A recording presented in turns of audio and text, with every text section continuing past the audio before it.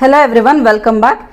In this video, let us discuss in detail about innate immunity. We all know what is meant by immunology, right? It is a study of immune system, right? Here the word immunis, which is a Latin term, and this word immunis means exempt.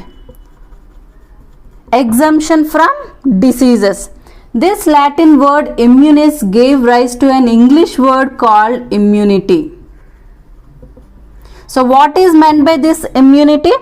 This immunity is a mechanism that is shown by our body as a protection against the foreign particle. See here, anything that is not related to our body will be considered as a foreign particle. Anything it could be a microorganism or a product of microorganism. Any drugs, chemicals, whatever which is not related to our body will be considered as foreign.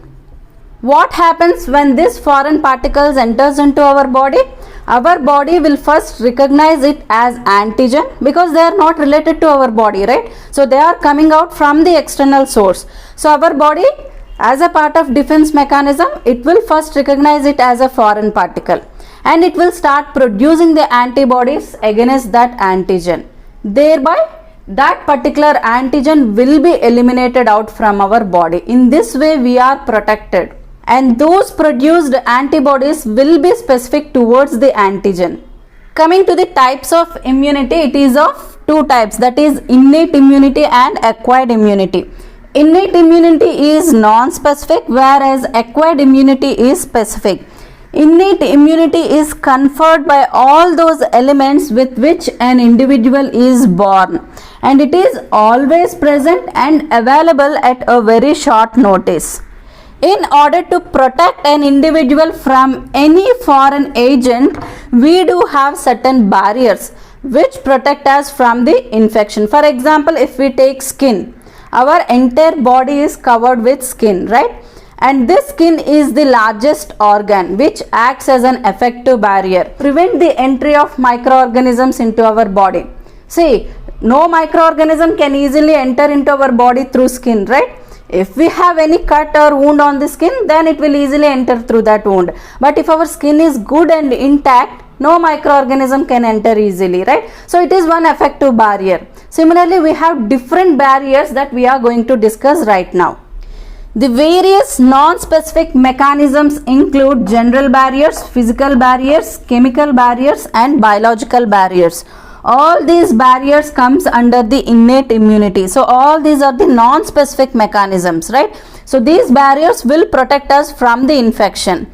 Fever, age, and genetics are the best examples for the general barriers, whereas skin and the mucous membranes are the examples for the physical barriers. Just now I told you about the skin, right, which comes under the physical barrier.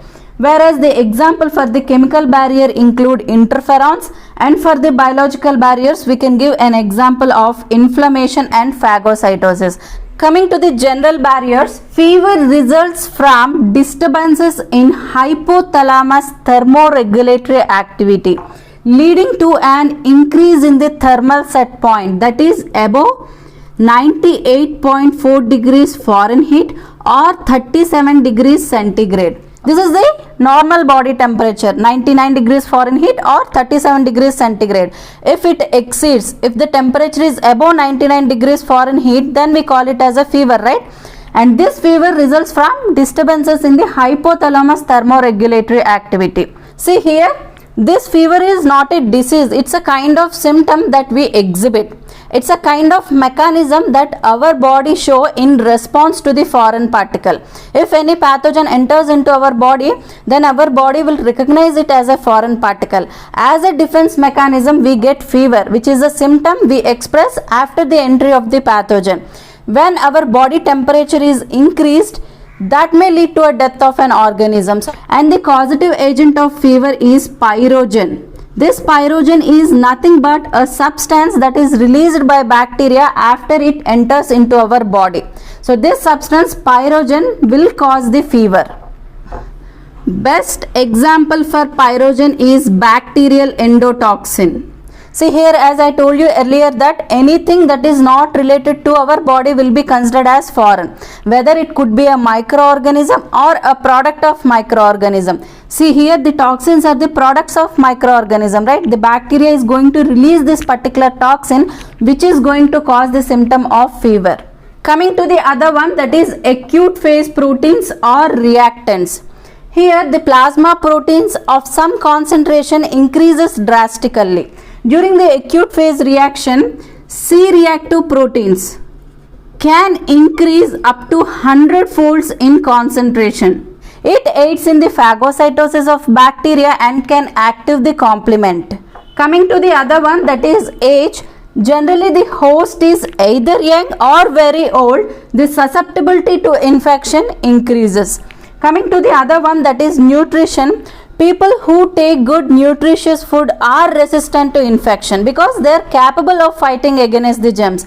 But the people who are malnourished, these people are more susceptible to infection. They are not capable of fighting against the germs. Coming to the last one, that is genetic factors. Here the genetic factors also influence the host defense mechanism. If you take two different species, one species may exhibit resistance to the disease, whereas the other species are susceptible to the disease. I'll give you an example. Measles. So this disease is especially seen in human beings but not in primates, right? I'll give you one more example. Bacillus anthracis, which causes anthrax disease, right? This anthrax disease is seen only in human beings but not in birds. Why? Because birds will maintain a higher body temperature compared to the human beings. So at that high temperature, this organism Bacillus anthracis cannot survive, whereas it is capable of surviving in the host of human beings. So it is capable of causing disease anthrax. I will give you few more examples. Humans are susceptible to common cold, right?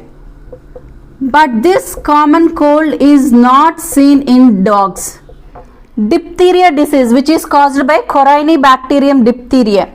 Human beings and guinea pigs are more susceptible to diphtheria, whereas rats are insusceptible to diphtheria. See, observe the difference between the species. Here, out of two different species, one species are resistant to the disease, whereas the other species are susceptible to the disease. Even within the species also, genetically associated racial resistant factors will affect the host defense mechanism at times. For example, falciparum malaria. Negroes are more resistant to this disease compared to whites, whereas the other disease, TB, that stands for tuberculosis, which is caused by an organism called Mycobacterium tuberculosis. Negroes are more sensitive to this disease compared to whites. Observe the difference here.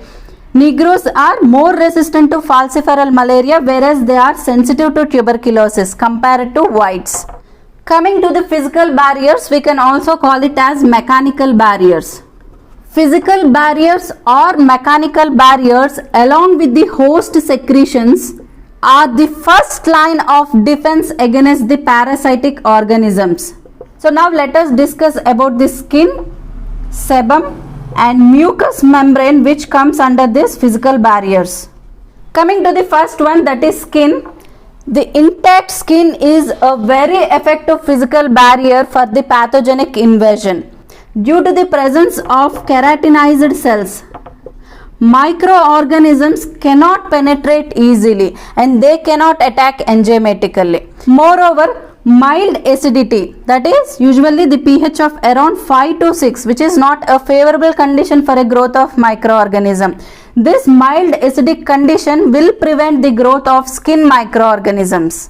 Coming to the other one, that is sebum.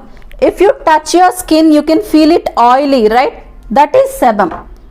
So sebum is nothing but the secretions of oil glands which forms a film over the surface of the skin. That prevents the adherence of microorganisms. Coming to the last one, that is mucous membrane. The mucous membrane of respiratory, digestive and urinogenital system will form a protective covering which will trap the microorganism and they resist the penetration of a microorganism. The mucus secretions contains an antiphagocytic substance called lysozyme. This lysozyme is going to lyse the bacteria. Lysis is nothing but breakdown, right? It is going to kill the bacteria by hydrolyzing beta-1,4 linkage, which is present in between NAM and NAG. NAM stands for N-acetyl muramic acid and NAG stands for N-acetyl glucosamine. So these are the alternating sugar units which are seen in the peptidoglycan layer, right? That is in the cell wall of a bacteria. What this lysozyme is going to do, it is going to hydrolyze this beta-1,4 linkage and it is going to cause the death of the bacteria. Coming to the mechanical action, cilia and hairs lining the nasal cavity, they are going to trap the microorganisms which are about 10 millimicrons. Coming to the other one, that is coughing and sneezing. It is again a kind of mechanism that is shown by our body in order to remove the trapped microorganisms. If a bacteria or a virus enters into our body, what happens within the body? They are going to carry out the life cycle. They are going to increase the progeny, right? So this newly formed virus particle will infect the new cell. So as the infection proceeds, we exhibit the symptoms of this coughing and sneezing. So these reflexes will clear all the trapped microorganisms by forcefully expelling the air from the lungs through the mouth and nose. Coming to the other one, that is salivation. It also washes away all the microorganisms from the mouth and from the nasopharyngeal areas into stomach. Coming to the other one, that is peristalsis.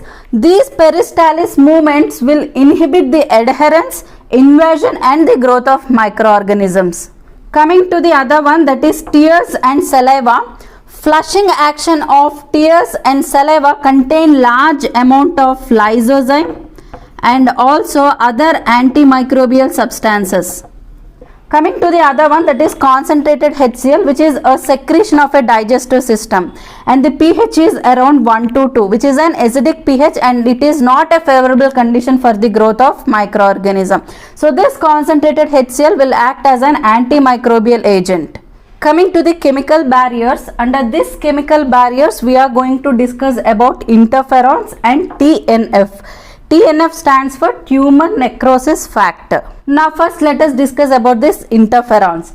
These interferons were first discovered by Isaacs and Lindemann. Interferons are a family of related regulatory glycoproteins which are produced by eukaryotic cells in response to humerus. Induces a virus endotoxin and intracellular parasite.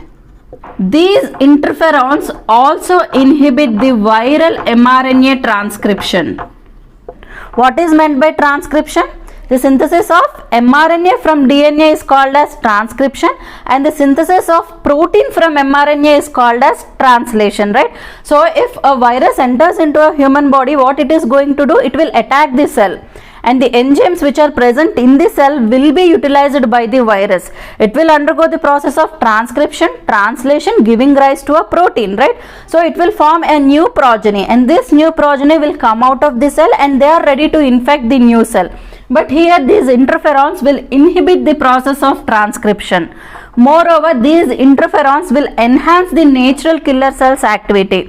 I'll talk about these natural killer cells in my next video, but right now remember that these interferons which comes under the chemical barrier are going to enhance the activity of natural killer cells. Some of the important interferons are interferon alpha, interferon beta and interferon gamma. Interferon alpha is produced by leukocytes. Interferon beta is produced by fibroblasts and the interferon gamma is produced by T cells.